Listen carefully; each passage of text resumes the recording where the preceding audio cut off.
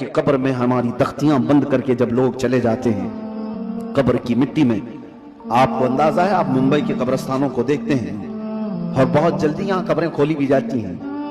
लेकिन जहां नहीं खोली जाती वहां के लिए भी मैं बता रहा हूं, दफन करके चले जाने के बाद एक दिन के अंदर, सिर्फ एक दिन में 24 घंटे जब गुजर जाते हैं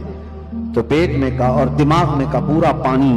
पीप के जरिए से या किसी तरह से उसके नाक और मुंह से बाहर निकल जाता है, उसके कानों से सब निकल जाता है।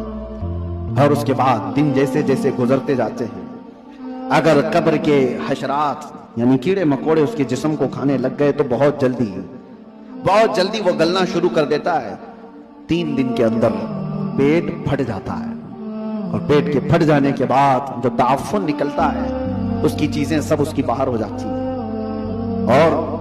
उसके बाद 9 दिन गुजर जाते हैं या 10 दिन गुजर जाते हैं तो जिस्म की सारी चमड़ी पक जाती है, पूरी चमड़ी,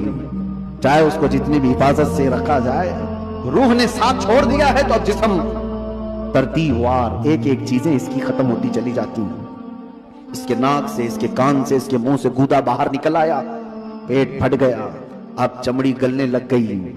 फिर उसके 40 दिन गुजरने वाले होते हैं कि हड्डियां सब बाहर निकलने लग जाती हैं, दिखती हैं, हड्डियों का इजहार हो जाता है, चेहरा किसी हद तक रखा जाता है। कहा गया कि महीना गुजर जाता है तो कि उसकी आंखों की पुतलियां भी बाहर निकल जाती हैं। महीना 2 महीना गुजरता है कि उसके बाद फिर जिस्म के अंदर जितनी नरम चीजें थी सब निकल जाती हैं, फिर ढांचा बाकी रह जाता है और ढांचा, हड्डियां भी अपने आप में टूटने लग जाती हैं। उसके पैरों की हड्डियां उसके कमर से अलग हो जाती हैं,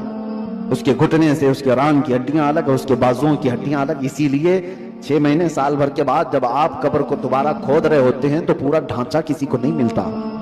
किसी की